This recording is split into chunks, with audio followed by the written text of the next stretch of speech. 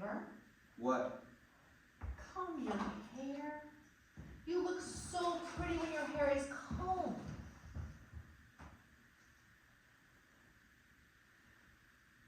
There's only one respect in which I would like you to emulate your father. What respect is that? The care he always took of his appearance. He never allowed himself to look untidy. Where are you going? Going out to smoke. You smoke too much. A pack a day at 15 cents a pack? How much would that amount to in a month? 30 times 15 is how much, Tom? Figure it out and you'll be astounded at what you could save. Enough to give you a night school course in accounting at Washington U? Just think what a wonderful thing that would be for you, son. I'd rather smoke. I know. That's the tragedy of it.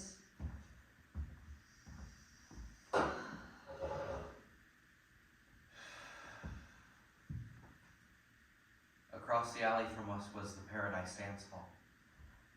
On evenings in the spring, the windows and doors would open and the music came outdoors. Sometimes the lights were turned out except for a large glass sphere that hung from the ceiling. It would turn slowly about and filter the dusk with delicate rainbow colors, and the orchestra would play a waltz or a tango, something with a smooth and sensuous rhythm. You'd see couples come out to the relative privacy of the alleyways, and you'd see them kissing behind the ash pits and telephone poles. This was the compensation for lives that passed like mine without any change or adventure.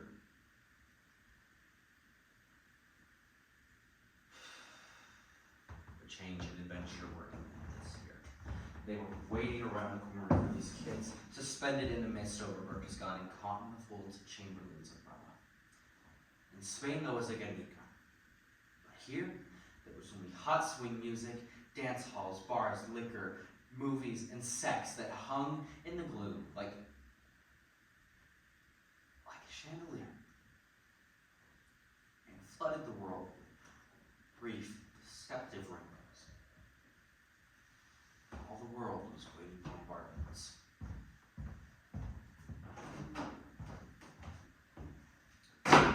A fire escape landing's a poor excuse for a porch. What are you looking at? The moon. Is there a moon this evening? It's rising over Garfinkel's delicatessen. So it is. A little silver slipper of a moon. Have you made a wish on it yet? Mm-hmm. What did you wish for? What's a secret? A secret, huh? Well, I won't tell mine either. I will be just as mysterious as you. I bet I can guess what yours is. Is my head so transparent? Well, you're not a sphinx. No. I don't have secrets. I'll tell you what I wished for on the moon. Success and happiness for my precious children. I wish for that whenever there's a moon. And when there isn't a moon, I wish for it too. Thought perhaps you wished for a gentleman caller. Why do you say that? Don't you remember asking me to fetch one? I remember suggesting that it would be nice for your sister if you brought home some nice young man from the warehouse. I think that I've made that suggestion more than once. Yes, you have made it repeatedly. Well? Well, we are going to have one. What? A gentleman caller. You mean you asked some nice young man to come over? I did. You really did? I did. You did, and did he accept? He did. Well, that's lovely. I thought perhaps he'd be pleased. It's definite then. Oh, very definite. Soon? Very soon. He's coming tomorrow. Tomorrow? Yep, tomorrow. But Tom. Yes, Mother. Tomorrow gives me no time. Time for what? Preparations. Oh. You don't have to make such a fuss. Oh, Tom. Of course I have to make a fuss. I want things nice, not sloppy, and not thrown together. I'll certainly have to do some fast thinking, won't I? I don't see why you have to think at all. You just don't know. All my wedding silver has to be polished. The monogrammed table linen ought to be laundered. This boy is no one to make a fuss over. Do you realize he's the first young man that we've introduced to your sister. It's terrible, dreadful, disgraceful that poor little sister has never received a single gentleman call. If you're going to make such a fuss about it, I will call it off. I'll tell them not to come. You certainly won't do anything of the kind. Nothing offends people worse than broken engagements. It simply means I'll have to work like a Turk. We won't be brilliant, but we will pass inspection. Come on inside. Any particular place you'd like me to sit? Thank heavens I've got that new sofa. I'm also making payments on a floor lamp. I'll have that sent out. And put the chintz covers on. They'll brighten things up. Of course, I'd hope to have the walls repapered. What's the young man's name? His name is O'Connor. That, of course, means fish. Tomorrow is Friday. I'll have that salmon loaf with turkey's dressing. What does he do? He works at the warehouse? Well, of course, no. Tom, he doesn't drink. Why would you ask me that? Your father did. Don't get started on that. He does drink then? Not that I know of. Make sure, be certain. The last thing I want for my daughter's a boy who drinks. Don't you think you're being a bit premature? Mr. O'Connor has yet to appear on the scene. But will tomorrow to meet your sister. And what do I know about his character? Nothing. Old maids are better off than wives of drunkards. Oh my God. Be still.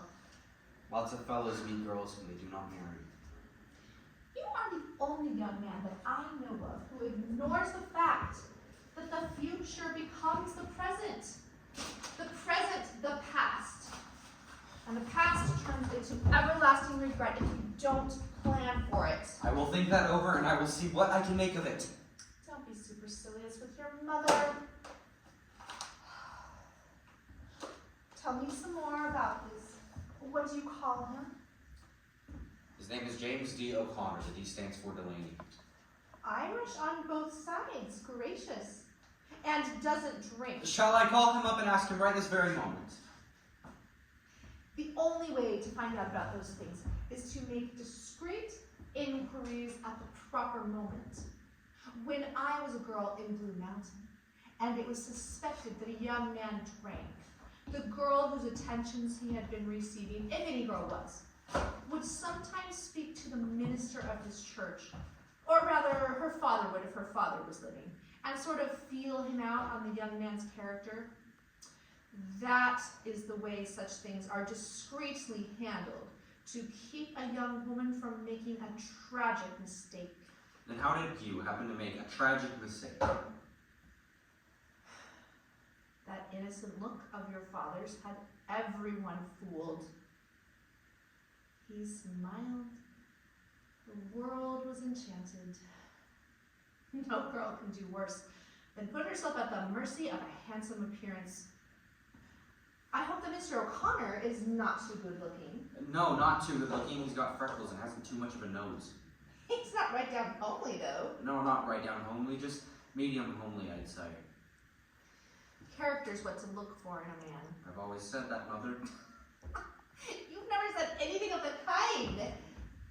And I suspect you would never give it a thought. Well, don't be so suspicious of me.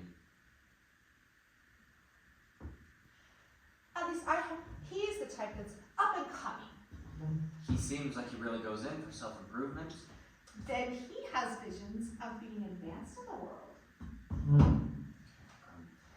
One little warning, I didn't tell him about Laura. I didn't want to let on that we had dark ulterior motives. I said, why don't you come have dinner with us? He said, okay, and that was the whole conversation. I bet it was. You're eloquent as an oyster. However, he'll know about Laura when he gets here. When he sees how lovely and sweet and pretty she is, he'll thank his lucky stars he was asked to dinner. Mother, you shouldn't expect too much of Laura. What do you mean? She seems those things to you and to me because she's ours, and we hardly even notice that she's crippled anymore. Don't say crippled. You know that I never allow that word to be used. But face facts, she is, and that's not all. What do you mean, not all? Laura is very different from other girls.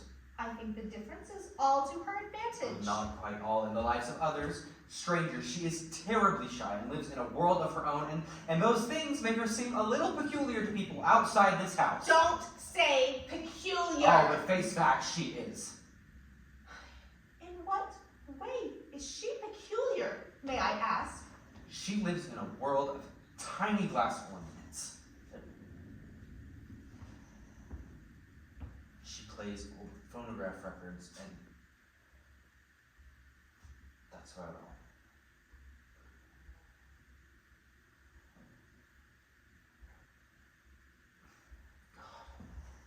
Where are you going? I'm going to the movies. Not to the movies. Every night to the movies?